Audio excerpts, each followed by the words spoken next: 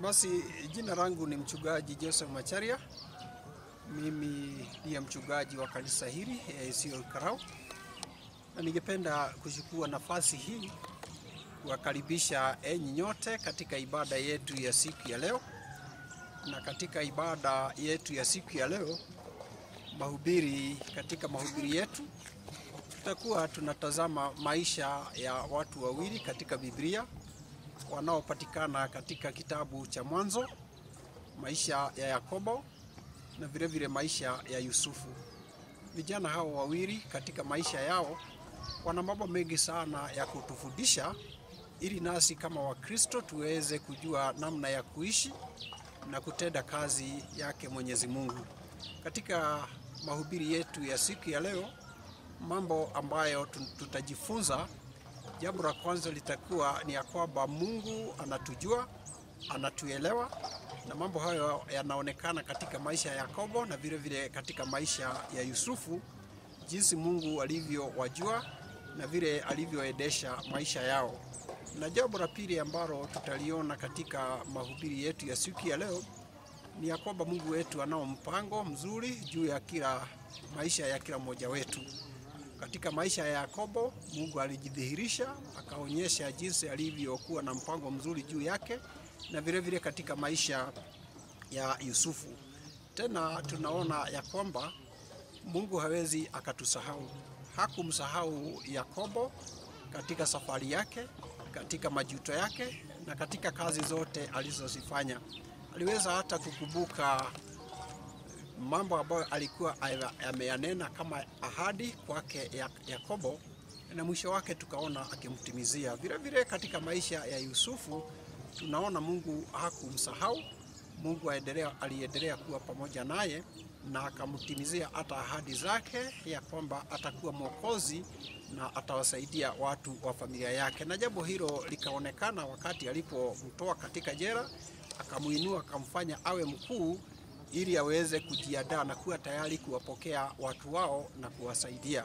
Na jambo la mwisho tutakaloliona ni ya kwamba itafika wakati na Mungu atatuhifadhi mpaka aone kama kwamba tumevuna tulichopanda.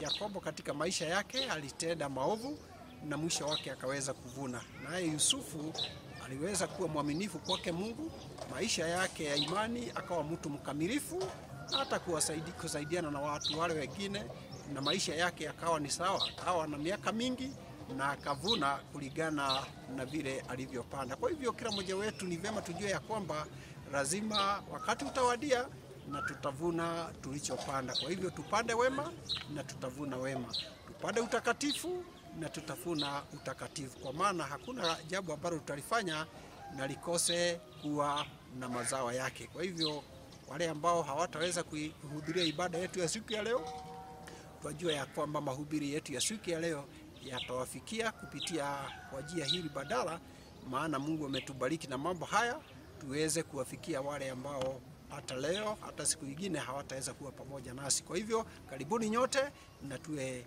kitu kimoja katika ibada yetu ya siku ya leo. Bwana awe pamoja nasi.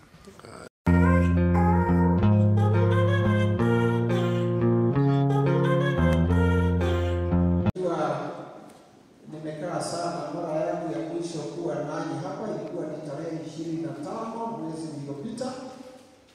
Ile siku tulikuwa na harambee, na kutoka hapo nikawa niende kama nisubuke hapa na pale, lakini nashukuru Mungu maana siku ya leo ameniwezesha akanirejesha hapa nyumbani. Na wakati nimekuwa kule nje, nimetembea katika makanisa matatu, district zetu 3. Tarehe moja nilikuwa Ongoro katika kanisa letu la Ruye na wakanipa nizipokea. Nayo tarehe 8 nikawa katika upande wa Kinango katika kanisa la AIC Gideoro na wakanipa salamu. Jumapili iliyopita naona vijana wameenda Rare, msaliane mkifika Githunguri. Jumapili iliyopita ilikuwa tarehe ngapi? 20 Ilikuwa tarehe ngapi Jumapili iliyopita? 15 nilikuwa katika AIC Jabini, vile vile na wao wakanipa salamu. Leo tuko hapa ndani na kwa mapenzi ya Mungu hata Jumapili tutakuwa pamoja na nyinyi. Lakini nimeshtuka, naona kanisa halina watu. Naona upande huu kwa watu 8. Baba Jehova, watu nipeleka wapi? Hebu angalia wewe uone. Unajua hujatazama. Unaweza ukasimama uniambie wako wapi washirika. Mliwapeleka wapi?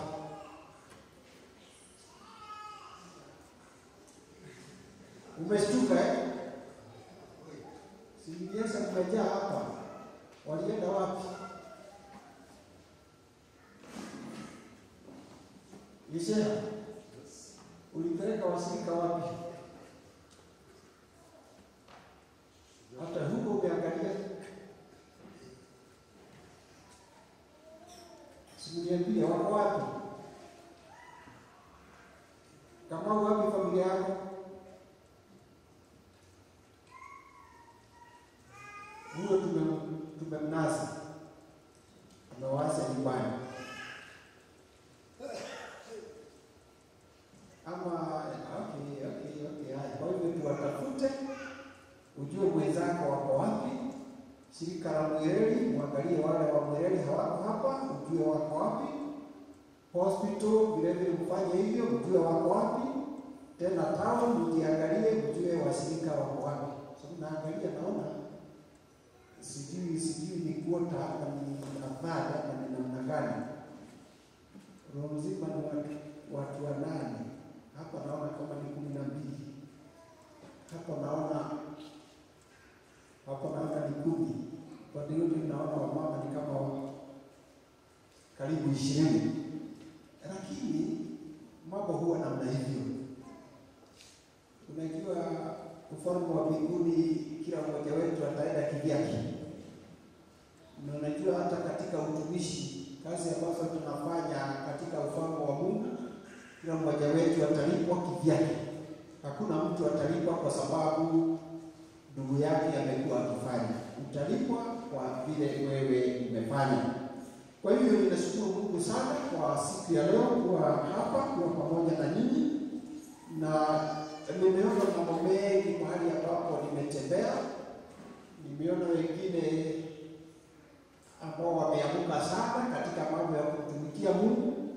Nimeona wengine ambao wamelala, na kwa hivyo nimekuwa nikiomba Mungu aliamshe kanisa letu la AIC ili tuweze kutumikia tukimngojea.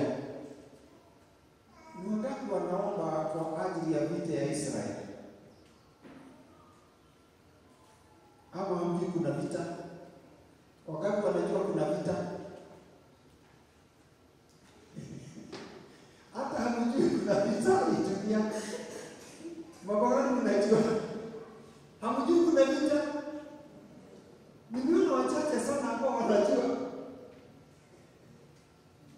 Ama kwa sababu iko mbali, nyinyi hiyo si yenu. Sio yenu. Usiku wa leo Muamerika amegonga Iran vibaya sana. Amegonga vibaya sana. Na Iran wamesema ikiwa watakufa waishe, wataenda na dunia nzima.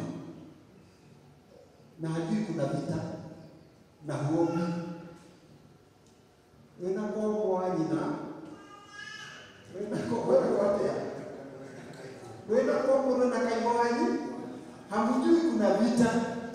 Na mjue hawa watu si mchezo. Wamevamiwa vituo 3. Pahali ambapo wameweka mabomu na kadhalika, zikabomolewa usiku wa leo na Muamerika. Na Rais Trump usiku wa leo akaongea, akasema wamewagonga.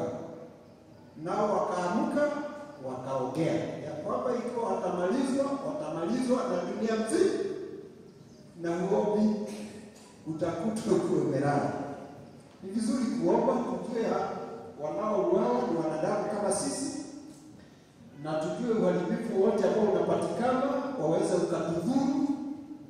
Maybe wale ambao wako na magari, by the end of this week, mwisho wa wiki hii, utaanza kushikashikwa kwa petrol station, upende usipende. Kwa hivyo ni vizuri kuomba kwa kupata amani katika ulimwengu, ili mambo yetu yawe ni sawa.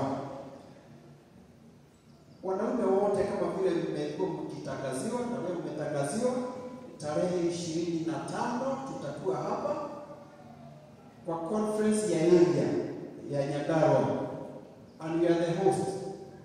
Here is Karao, Nyandarua Central. Mjue hawa wengine wote watakuwa ni wageni wetu. Kwa hivyo wanaume wote wa kanisa hili, tafadhali, tarehe 25 jioni ndio itakuwa siku wageni wetu watafika hapa na watalala hapa, na tarehe 26 na 27 tutakuwa na wao hapa, na watakuwa ni wengi, tunawatarajia wengi, na tutaendelea katika masomo yetu. Kwa hivyo ikiwa wewe ni mama na mume wako ni mmoja wa wazee wetu wa kanisa, tumekupa ruhusa tarehe 25 pakia yeye bag na ufukuze yeye nyumbani, mwambie aende kanisani ili waje hapa. Kuna mambo mengi ambao watafundishwa wakiwa hapa, na mojawapo wa yale ambao watafundishwa ni mambo yanayohusiana na familia. Mambo ya kifamilia wakati huu yamekuwa ni mabaya sana. Shetani naye amechukua jukumu na amewafanya wengi katika familia wasisimame kama viongozi wa familia. Kwa hivyo ni vyema wewe mwanamume uje hapa ili tuwe na hayo masomo. Siku ya leo ningependa tutazame katika kitabu cha Mwanzo. Kitabu cha Mwanzo mlango huo wa 25, vile vile kitabu cha Mwanzo mlango huo wa 37. Na katika kitabu hiki cha Mwanzo kuna watu wawili ambao ningependa siku ya leo tukawatazame maisha yao, ili wakaweze kutusaidia katika maisha yetu siku ya leo. Katika Mwanzo 25 tunamuona mtu mmoja hapo anatajwa kwa jina Yakobo. Yakobo anatajwa pale. Ukianza tu hapo mambo ya Isaka, utakuta huyu kijana, huyu mzee Yakobo anatajwa. Unapoenda katika mlango huo wa 37 utamuona kijana mwingine anatajwa pale kwa jina Yusufu. Na leo tutawatazama hawa vijana wawili, waite vijana, maisha ya Yakobo na tena maisha ya Yusufu.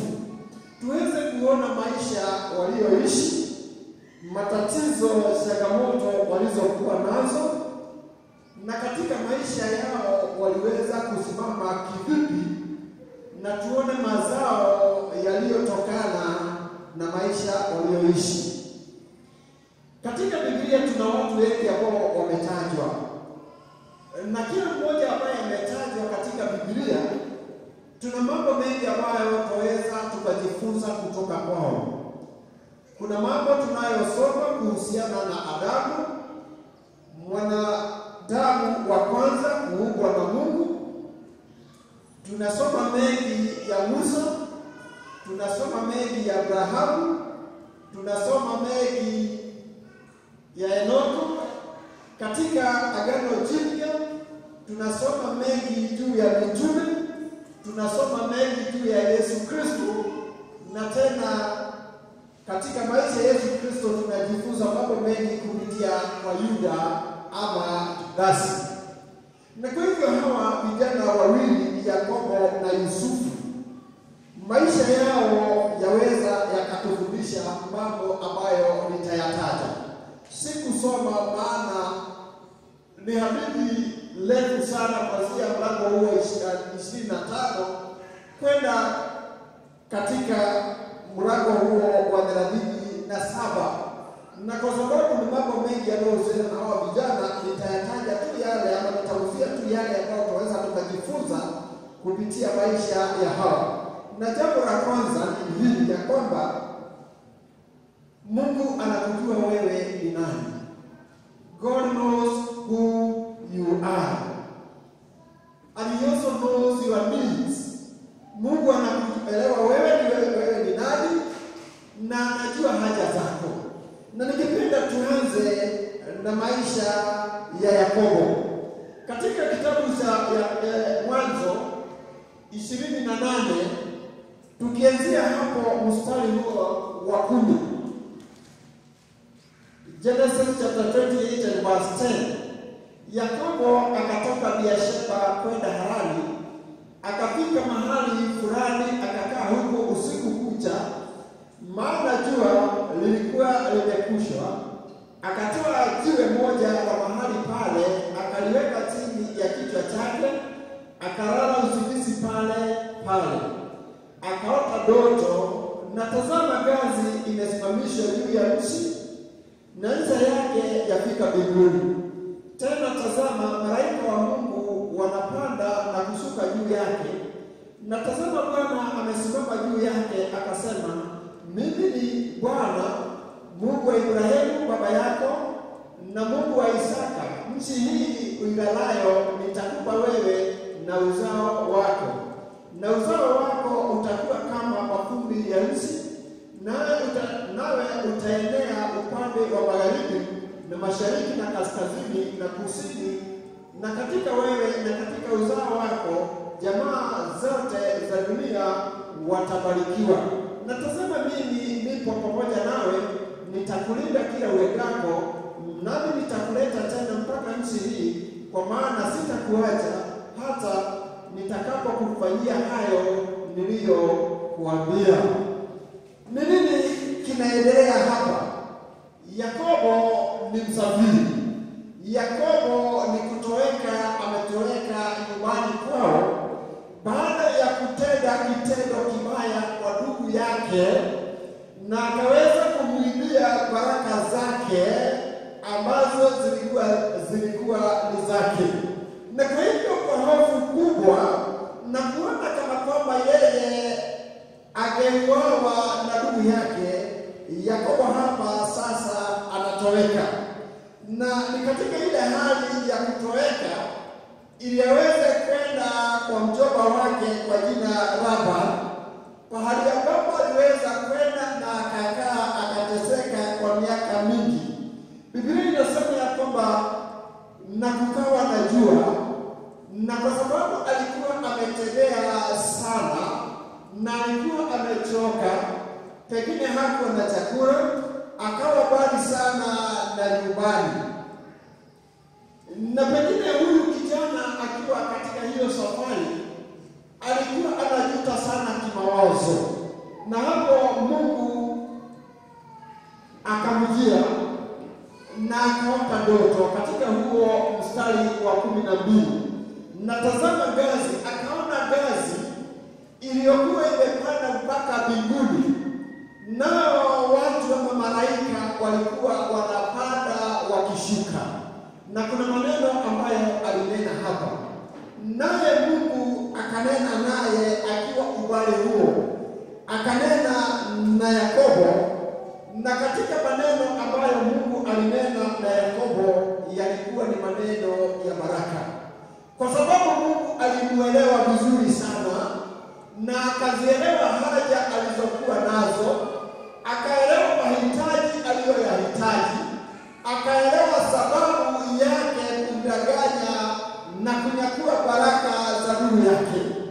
Kwa hivyo tunamuona Mungu hapa akimbariki na kumwelezea mambo ambayo angemfanyia, kwa sababu alielewa mahitaji aliyokuwa nayo.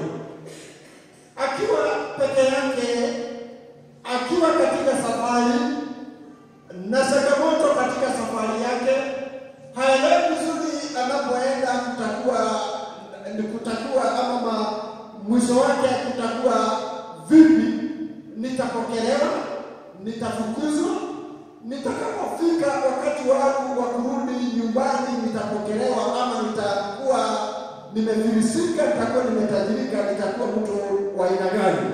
Lakini Mungu alimuelewa vizuri. Mungu alikuwa anamjua, na safari yake ilikuwa imepangwa na Mungu sawa sawa. Na kwa hivyo hata nasi tukijiweka kama Yakobo, ningependa tu niseme neno hili ya kwamba hata nasi tunaeleweka vizuri sana na Mungu wetu. Haja zote tulizo nazo zaeleweka sana na Mungu. Ugumu tulio nao, mahitaji tulio nayo katika hii safari, Mungu wetu anatuelewa vizuri. Alisema na Yakobo ya kwamba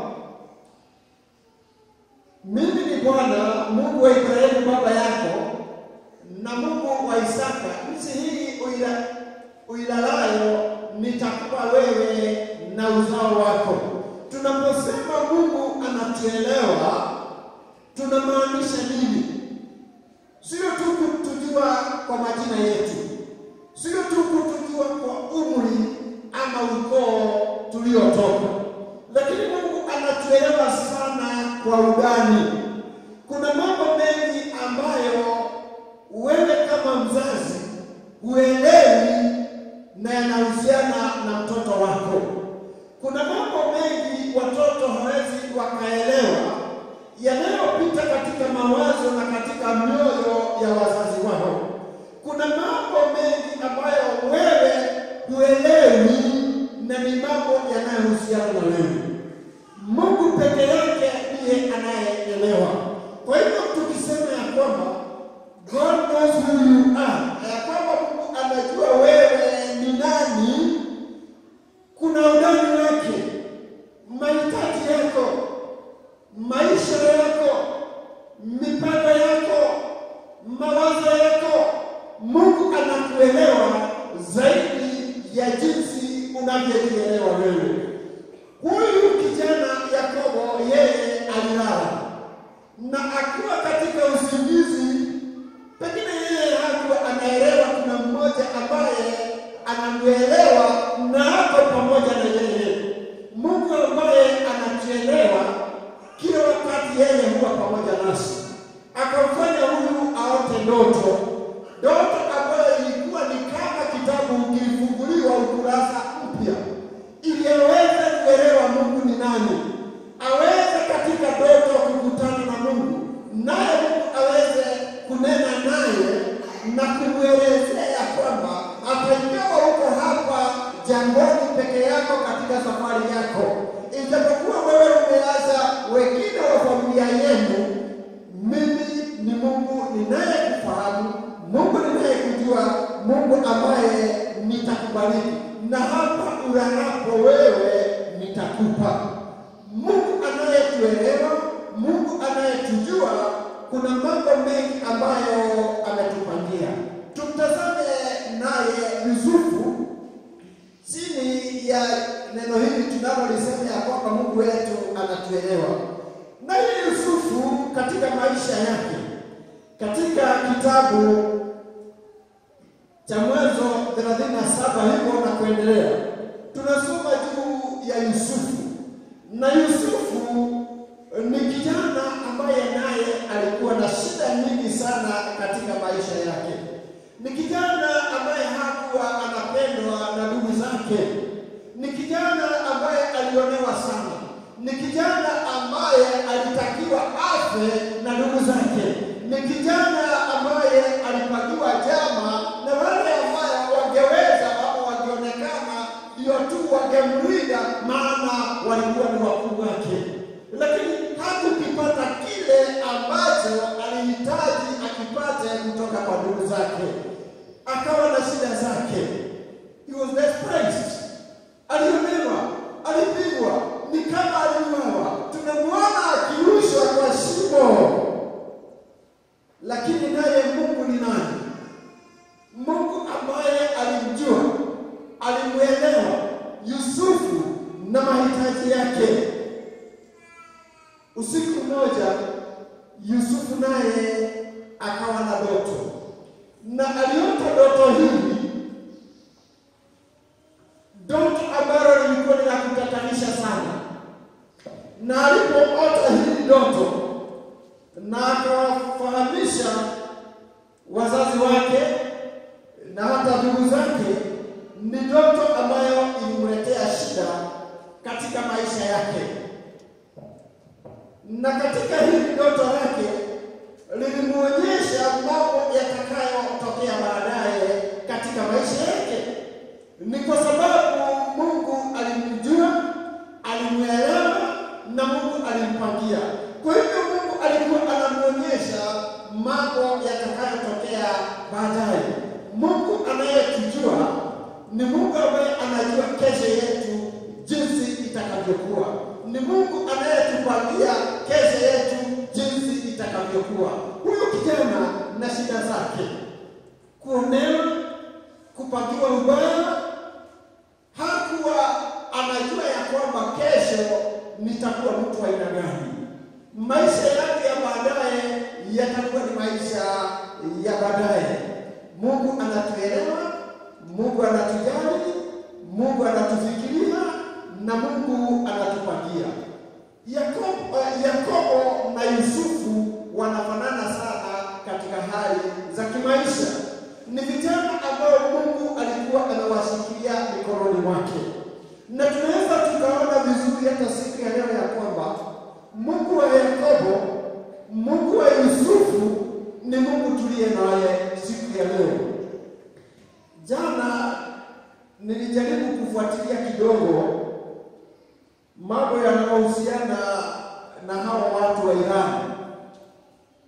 Na kuna kada ambayo jana waliashiria. Ni watu wa kutatanisha sana.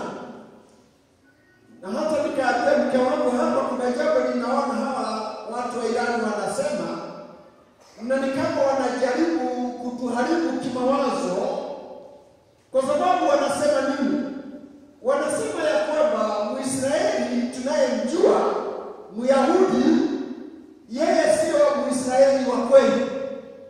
Na wakasema jana ya kwamba Muisraeli wa kweli alikuwa ni mweusi. Kwa hivyo alikuwa ni Mwafrika. Wale ndio wanasema ndio Waisraeli, lakini sio Waisraeli wa kweli.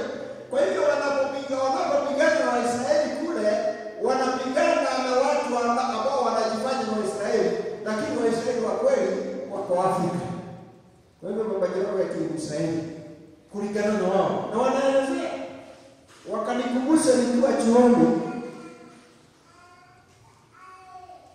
kuna hawa mnaowaita Negroes, Black Americans.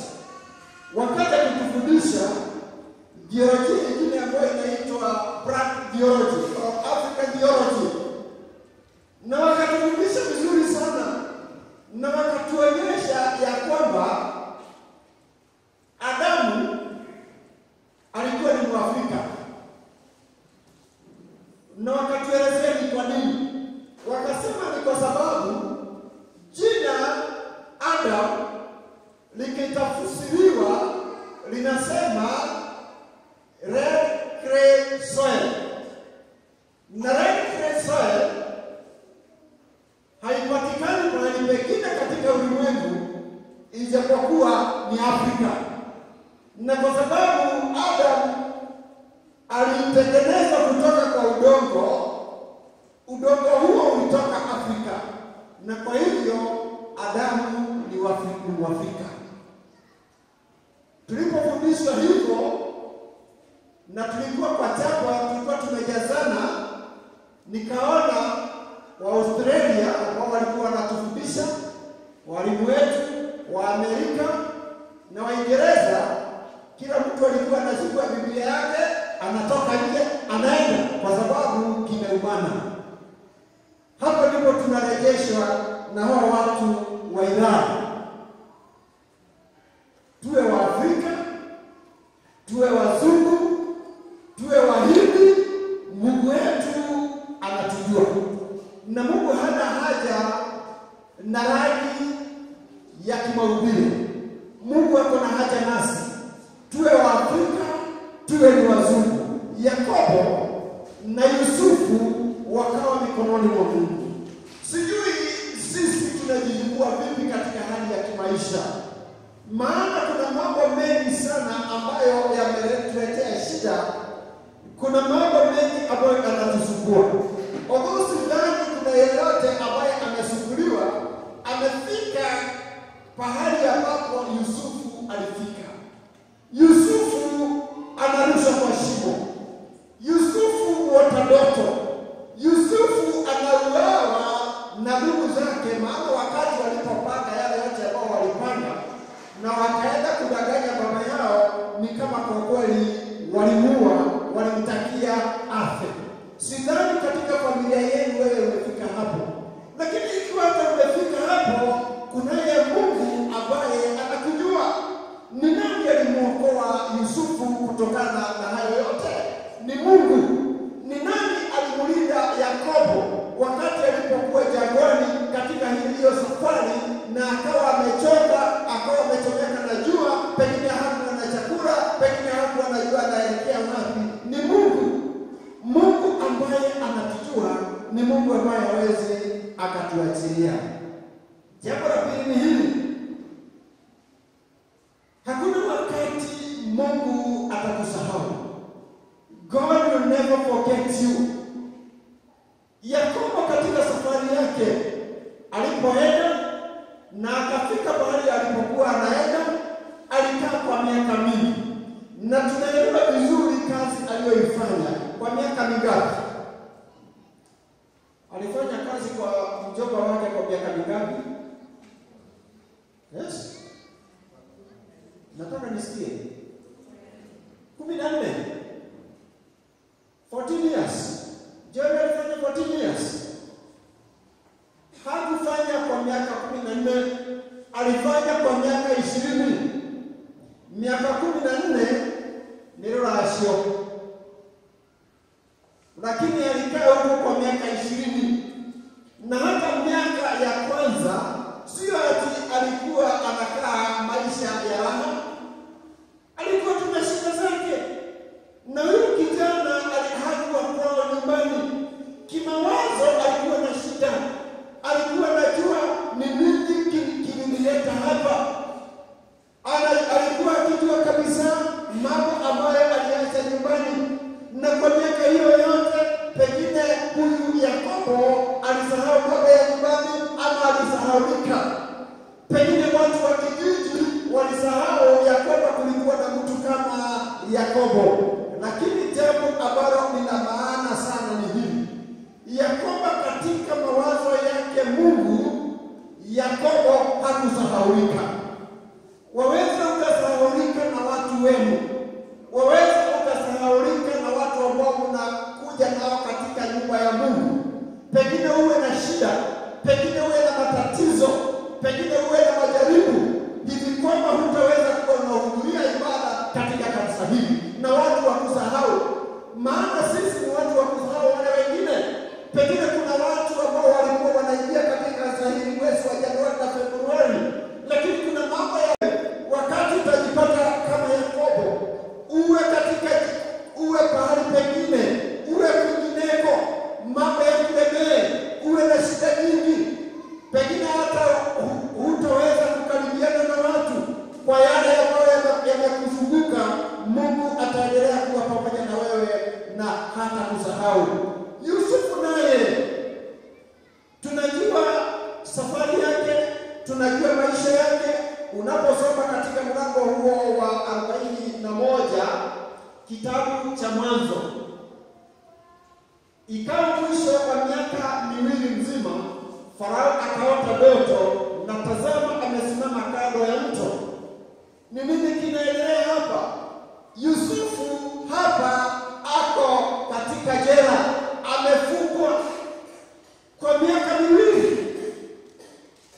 Anajuta na shida zake. Ni nani alimkumbuka? Hatuoni yeyote ambaye alimwendea Yusufu akiwa jela. Nobody.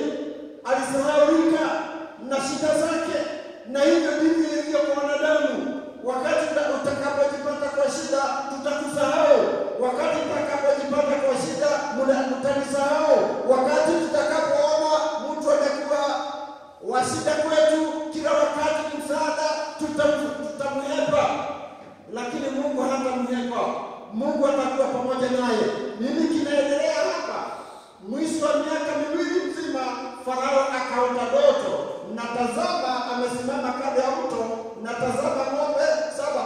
Sasa tunaelezewa Mungu akamfanya Farao aote ndoto, na ndoto haikuwa ya kumsaidia Farao, ndoto ilikuwa ya kumsaidia na kumwokoa Yusufu.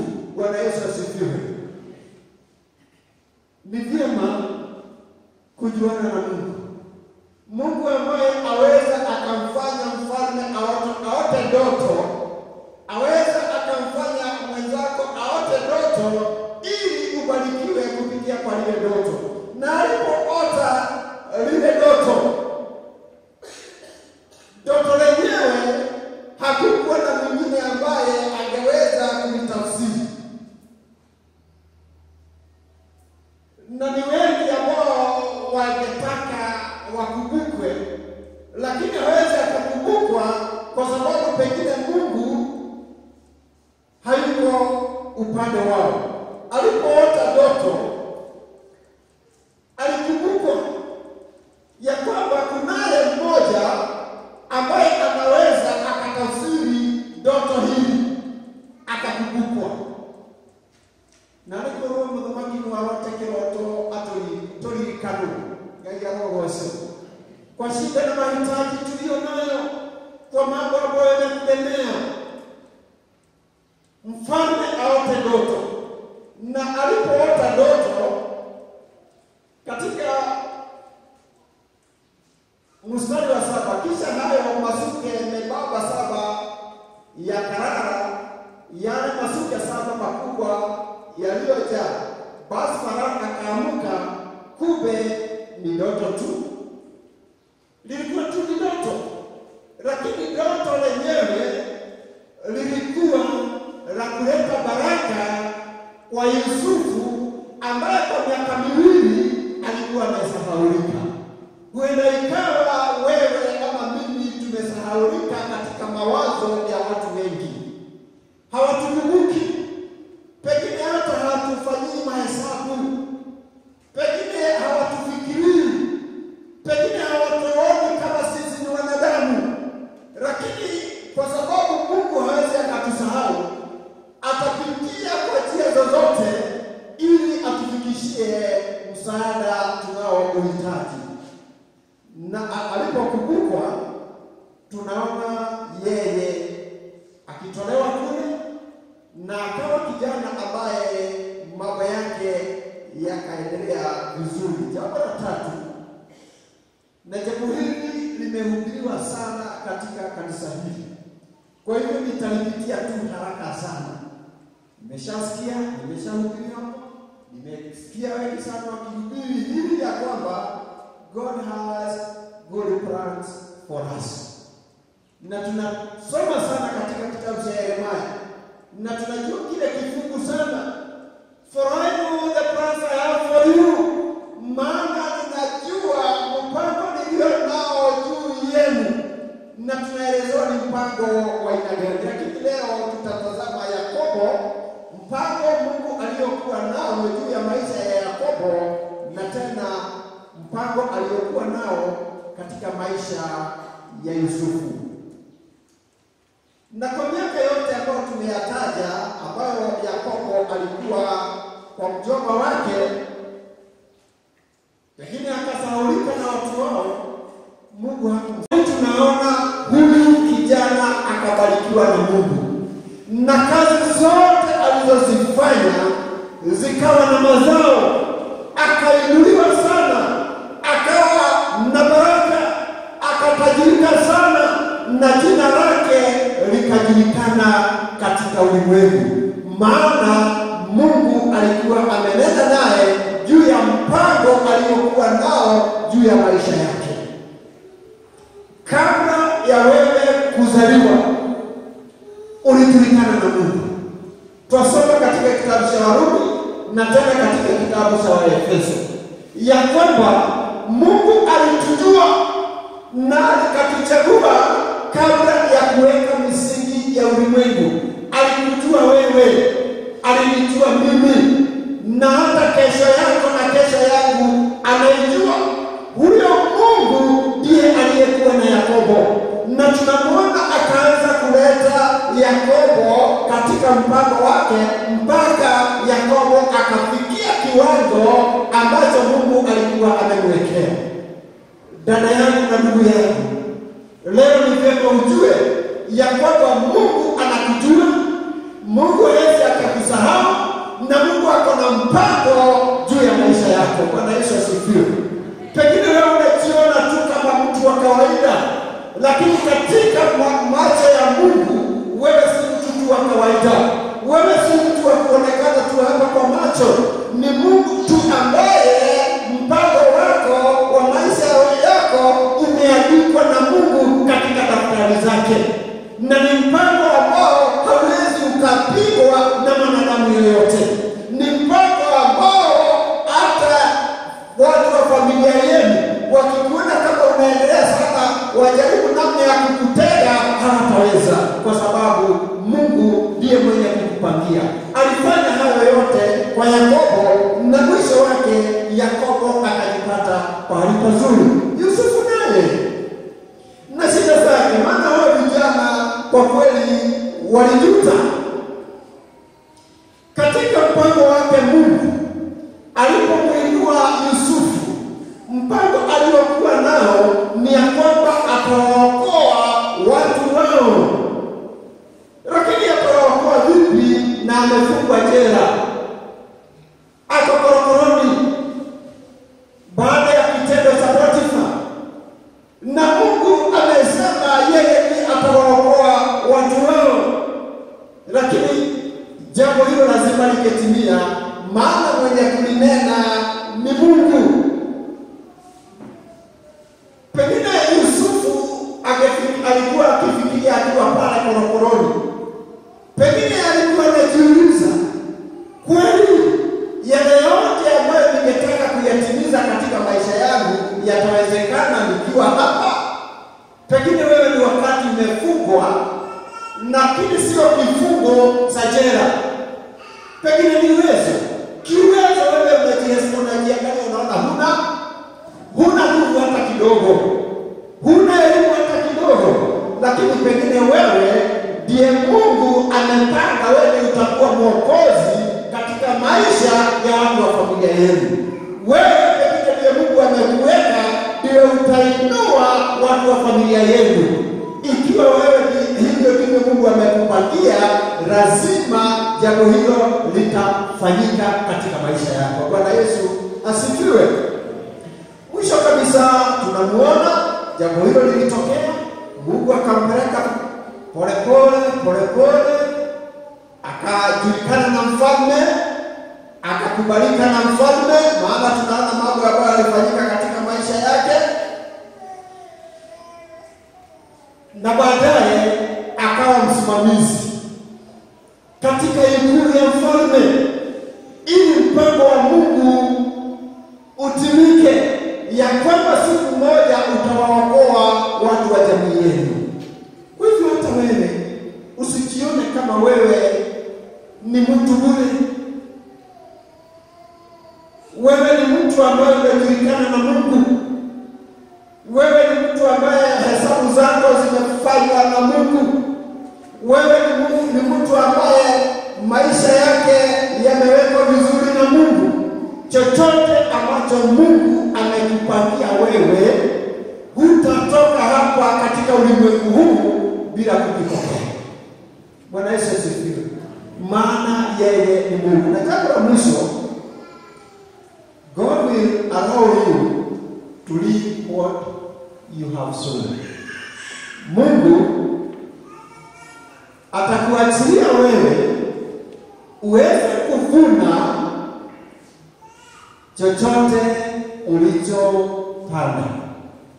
Tutavuna tulichopanda. Yakobo alivuna alichopanda. Yusufu alivuna alichopanda. Wagalatia 6 mstari wa 7, Biblia ndio hapo ndipo inasema ya kwamba tunavuna ama tutavuna tulichopanda. Katika maisha ya Yakobo, Jacob was not a very good boy. Hakuwa kijana mzuri. Alikuwa mtu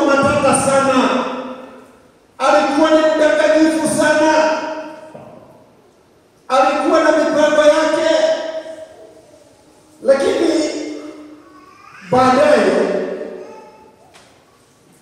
aliweza kuvuna.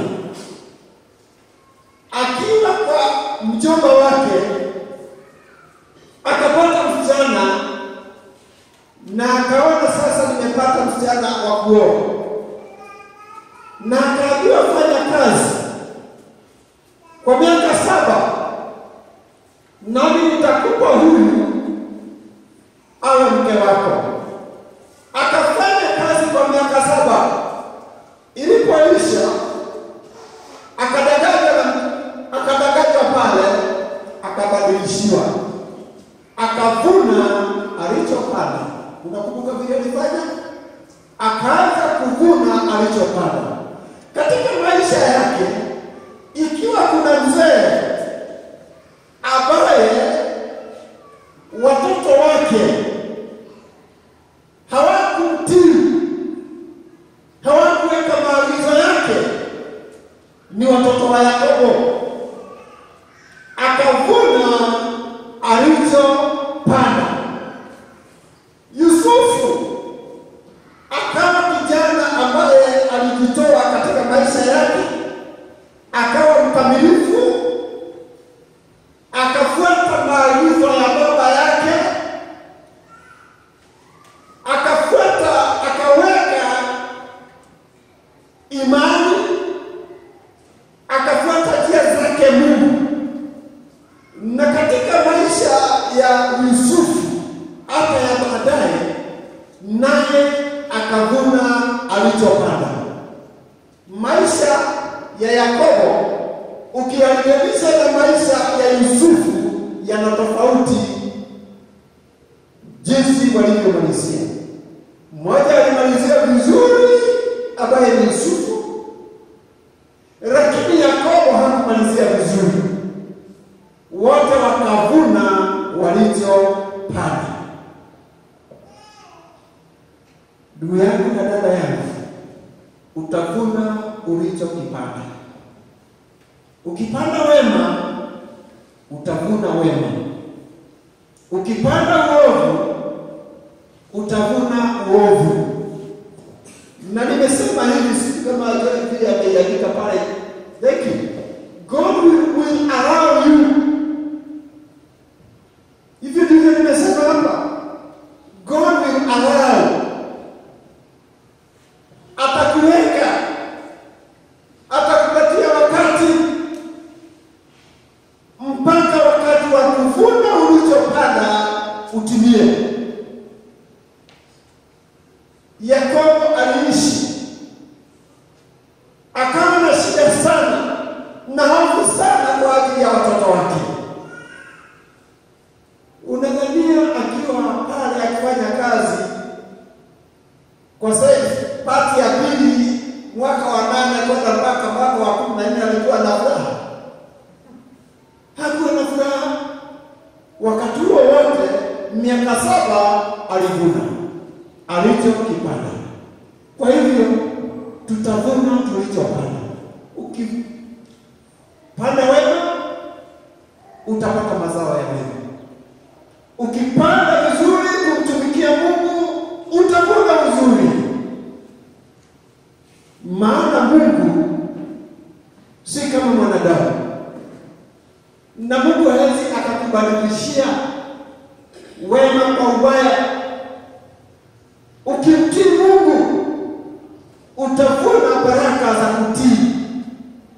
Ukimtumikia Mungu, utavuna baraka za kumtumikia Mungu. Ukiwa mwaminifu kwake Mungu, kunazo baraka na kuna mavuno ya kutii Mwenyezi Mungu.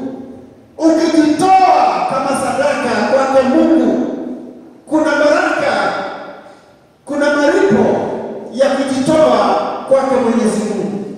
Ukijitoa kwa kutumikia wale wengine ambao wako na mahitaji, kuna mavuno, kuna baraka za hayo.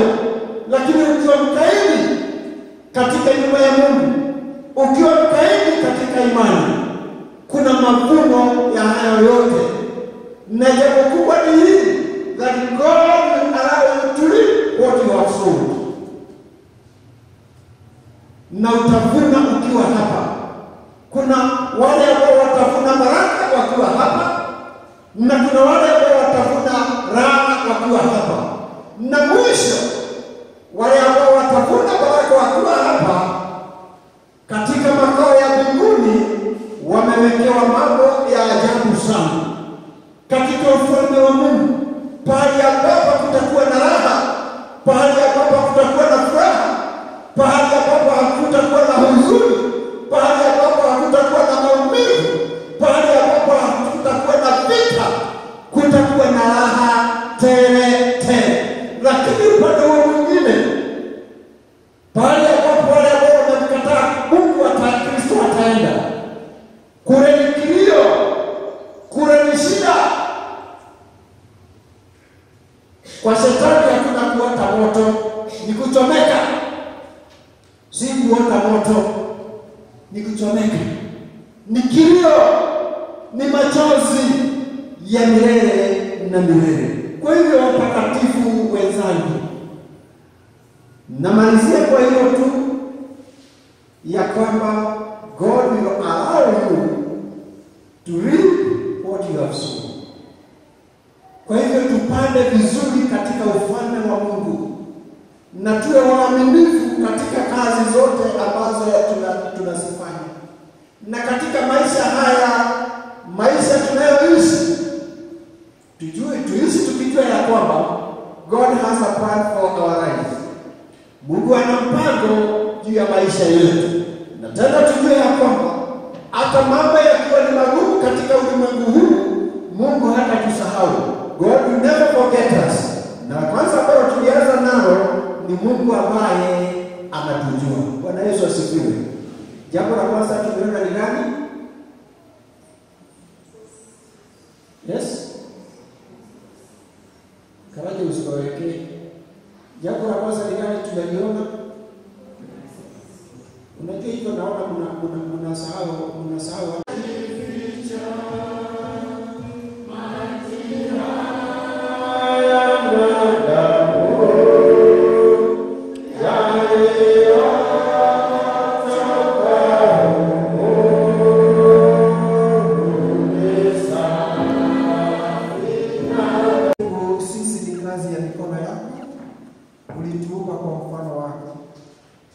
ukatuweka katika ulimwengu huu ili tuweze kukuwakilisha. Ulituweka hapa Mungu wetu ili tuweze kuendesha yale ambayo Mungu wetu ulitupa uwezo wa kuyafanya. Tunamshukuru Mungu wetu kwa sababu umekuwa pamoja nasi kwa yale yote ambayo Mungu wetu tumekuwa tukiyafanya majumbani wetu, katika ulimwengu na tena katika nyumba yako. Tunamshukuru kwa kutupa siku ya leo na ukatubariki kwa neno lako, na tukaja katika kikao hiki Mungu wetu ili uweze kukutana nasi. Tunazo haja nyingi ambazo kila mmoja wetu angependa kuziweka mikononi mwako. Sisi kama marafiki, sisi kama wadau, hatuwezi tukaelewa haja za wale ambao tunaishi na wao. Lakini kwa sababu wewe Mungu ndiye Mungu mkuu, Mungu unayeona hata gizani, Mungu unayeelewa yale yanayopita katika mawazo yetu na katika mioyo yetu. Na kuomba Mungu wetu ukatazame maisha ya kila mmoja wetu tulioko hapa, mahitaji tuliyo nayo, na ukaweze kututimizia kulingana na haja zetu, ili Mungu tunapojitazama na kuona vile tulivyo, tukaweze Baba wetu kukumbuka kuja katika nyumba yako na kusema ni asante. Tunawakumbuka wenzetu wengi ambao siku ya leo hawakuja katika nyumba yako, popote walipo, wale ambao pengine waliweza kuhudhuria ibada kwingineko, na hata wale ambao wako majumbani. Tujumulishe pamoja, na unapotugawia baraka, hata na watu tunawatakia mema na baraka zitokazo kwako. Tunapoondoka hapa kurejea majumbani wetu na kuendelea na shughuli ambazo zimebakia kule, tunaomba uwepo wako uwe pamoja nasi. Hata wanaume wakikutana hapa katika kikao hiki kwa ajili ya conference ya area, tutaweka hiyo kazi na hiyo huduma mikononi mwako. Wanenaji watakaokuja hapa, washirika watakaokuja hapa, ukatufanye tuwe kitu kimoja. Tunapotoka hapa, enenda nasi. maana ni katika Kristo Bwana tunaomba na hata kukushukuru. Na sasa neema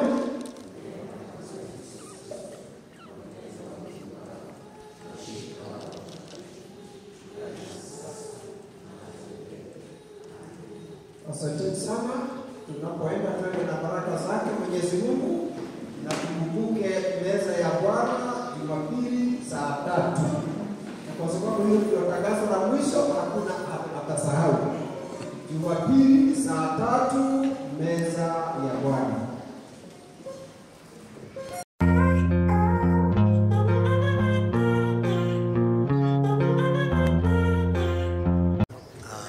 Kaine ndamugeithia muno thiini wa ritwa ria Mwathani muthenya wa umuthi ni twahunjirio ni bishofu riu kiria kiuma kiabata thiini wa mahunjio ni uhoro ucio wa kiru kuhanda no tukagetha